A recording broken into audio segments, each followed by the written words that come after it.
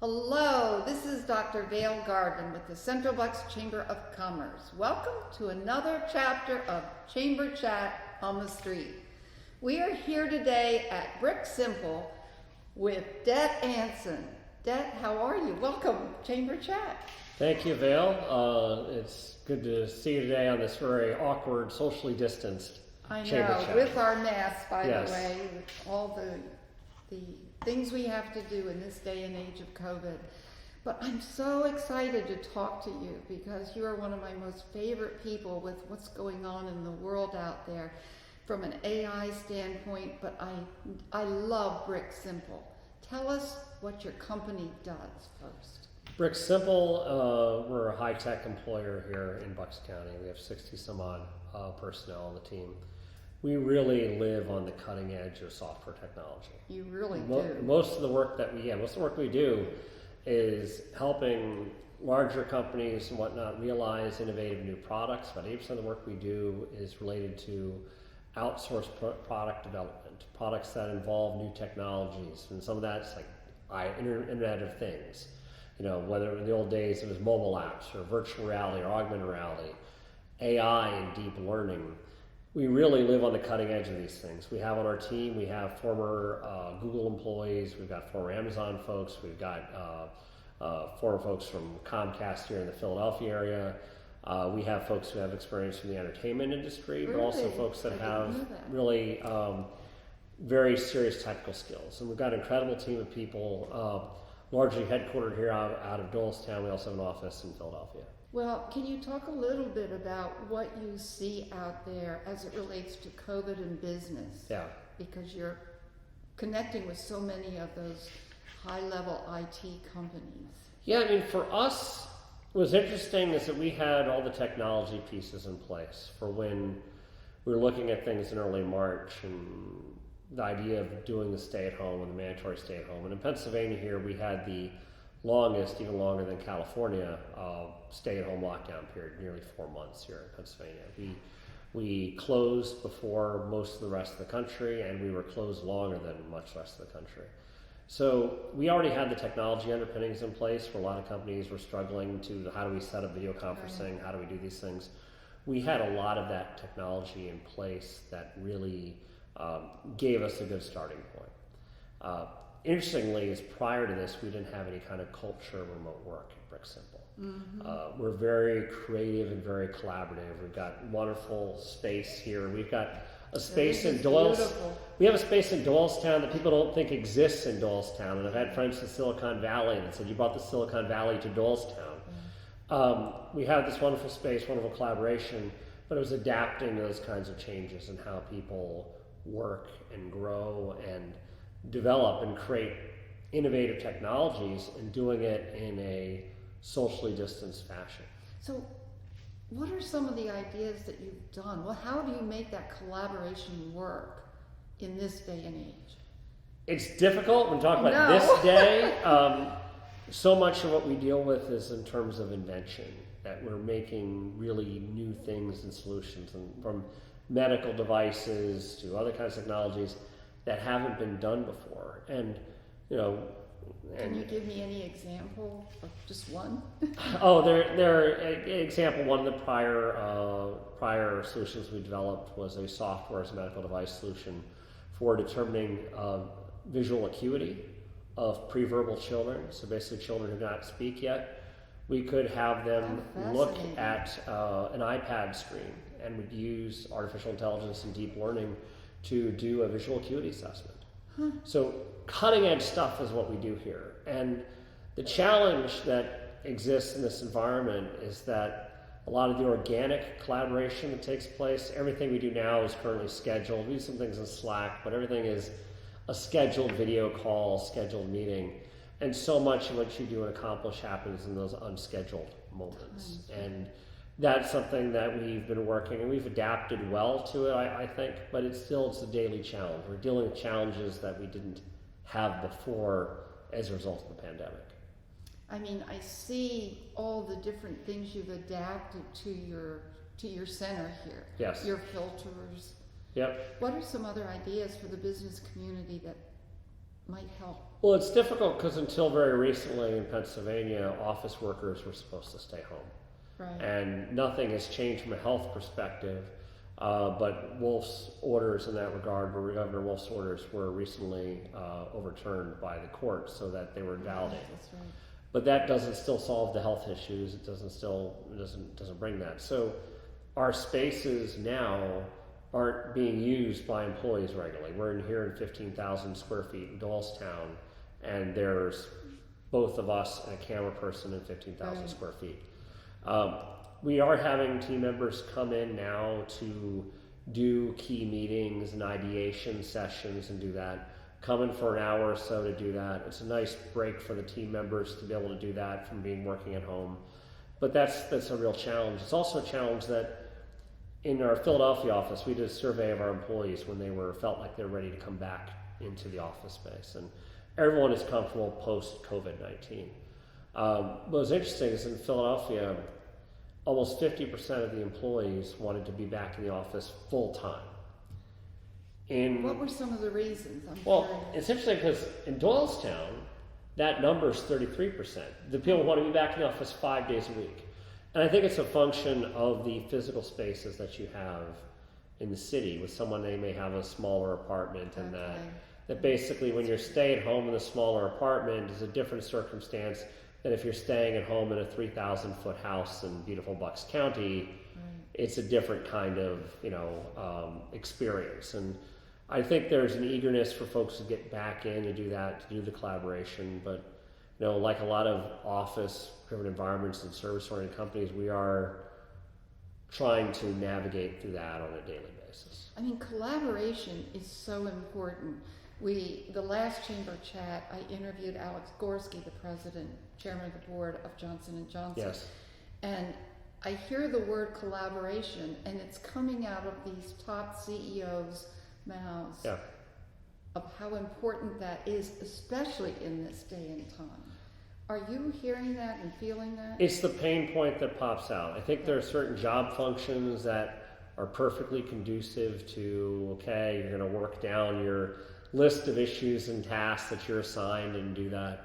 But there's that creative expression and collaboration, which this really highlights that issue. And even the CEO of Netflix brought this up recently. Is that right? Yeah, it's Wow. It's what we're seeing. There's things that my chief concern over the summer, which has been validated, is for some of our more junior employees that they weren't getting the same kind of mentorship that they were getting in an in-person experience. And I expressed my concern to my employees with this, that I want them to be satisfied and happy with how they're growing and doing.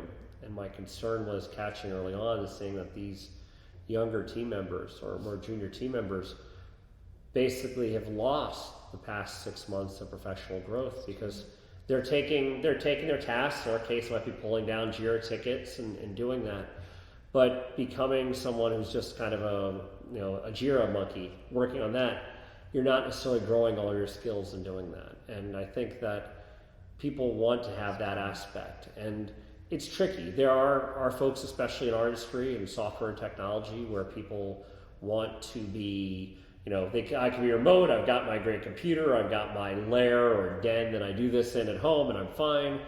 And there's some antisocial aspect to that. But there's also some necessary glue that even the most, enthusiastically detached and remote workers are experiencing with saying, no, we are missing a few pieces here. Yeah. And there's psychological impacts to that. One of the things that our firm has as part of our healthcare benefit is a helpline for mental health issues. See, I love that you did that. Yeah. That's awesome, Dad. We've had it for years. They must have. Nobody used it. I don't think anyone really used it.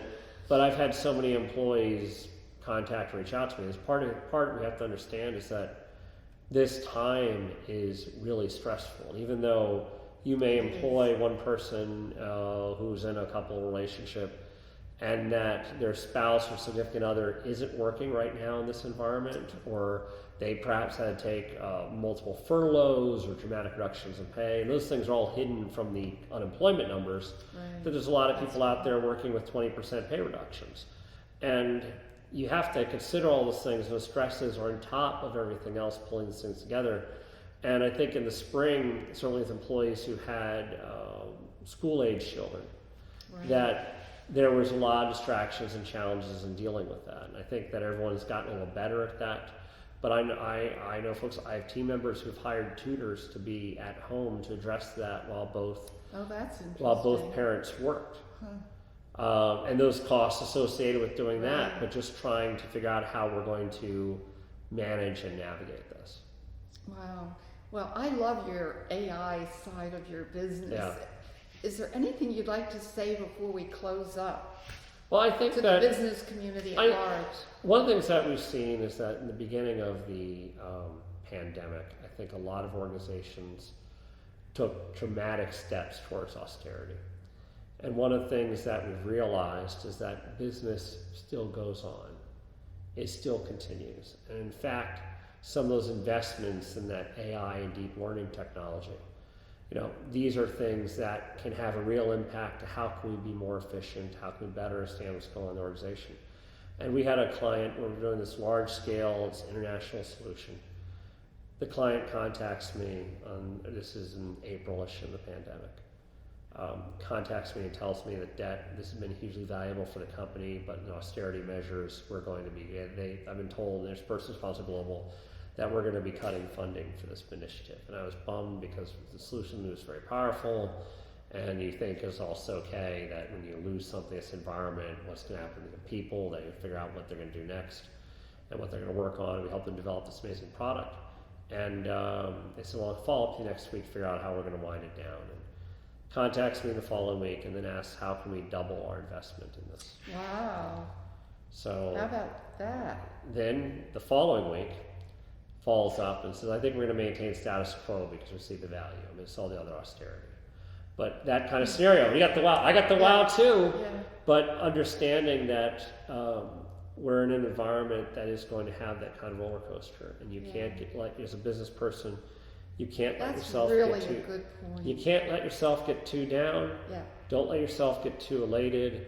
There's a lot going on right now, and when I've seen CEOs where people are sheepish. It's a natural human response that the economy is booming and their company was not or struggling. That they would be very opaque about it and try to talk up how well things were actually going when they weren't. I think something about an environment like this is that when you're dealing with those struggles, and I call them those George Bailey moments from It's a Wonderful Life, where you feel like it's all kind of coming down, is understand that everyone is going through this. And Brick Simple, I'm proud of what we've done here. We are visible, recognized in the region. People know about us all over the country. And I can tell you very soon, this has been the hardest months in the company's 20 years of existence have been this year. Lots of difficult decisions, lots of things that you have to do. But we're all going through these things. We are. And you can boast about how well you're doing and boast about success. I could have gone boasting about the doubling in 1 week. But the reality is these things change quickly. You have to shorten up your plans. You should have a plan, but anticipate there's going to be change, and that we're still in the middle of this pandemic. And 6 to 9 months from now, when there's vaccine, we'll hopefully see a greater shift to normalcy. But in the interim, there's going to be challenges. Don't let yourself get bogged down on it. Everyone is going through this, even our amazing folks here at Brick Simple. And a lot of new creative ideas are emanating out of this. Yes. Which I think is a good thing. I would be remiss if I didn't follow up. Deep learning. Yes. What exactly is that? We talk generally in terms of artificial intelligence, Okay. but the big leap has been in the past 3 to 5 years, when I say leap, and that there's been a huge advancements in deep learning, where basically the AI gets trained, and it can be supervised or unsupervised training. They can train the AI on sets of data, you can train it on pictures, you can train it on all these different things. That it's a process in which you go and you train these resulting models that use these incredibly powerful computers that have many what they call GPUs, or graphics processing units in it. But these GPUs are very good at doing these kinds of acceleration of this training that you do for deep learning in AI. So you can train that model on these really powerful computers that we have, really powerful computers that can do that. And then that resulting model doesn't require nearly as much processing power to be used. So you can have it then run on a smartphone instead of having it on this computer that's hugely powerful. This is fascinating. The resulting model is that. So it's that training, and it's that deep learning that allows us to divine things that aren't naturally intuitive. It allows us to basically discover new things about data. And when you see, recently there's this great study that demonstrated dynamics to how cells actually move, the structure of cells. It wasn't revealed by microscopes, revealed by anything else, but it was revealed by a deep learning algorithm. Doing that visual acuity test involves deep learning and training on hours and hours of footage. We did a solution for professional tennis that we trained it on hundreds of hours of tennis footage. The model took 3 weeks to train, of having these incredibly powerful computers. And the resulting model could understand the game of tennis in real time and understand ball, position, and players. So it is a complicated technology, but where I think deep learning and artificial intelligence in general, we do very cool smart glasses and virtual reality. I've seen you walk around with them yes. on occasion. Yes, so we do those things. Those are things that require people to purchase new hardware and do things. What's exciting about deep learning and AI is that it doesn't necessarily change. It's not like the business has to buy headsets for everybody. Is that suddenly we can make better decisions off the data that we have, and these data warehouses and things that people are building where they ran some reports, but you can find a lot more interesting things out of them having these AIs, this deep learning, this training process, carry that forward. And that's exciting. I could listen to you all day long, as you know. I want to thank you so much for sitting down with us. You bet. I want to thank Tom Brunt, our videographer, who's making all these chamber chats happen, and welcome you once again to another chapter of Chamber Chat with Det Ansinn from Brick Simple. Bye.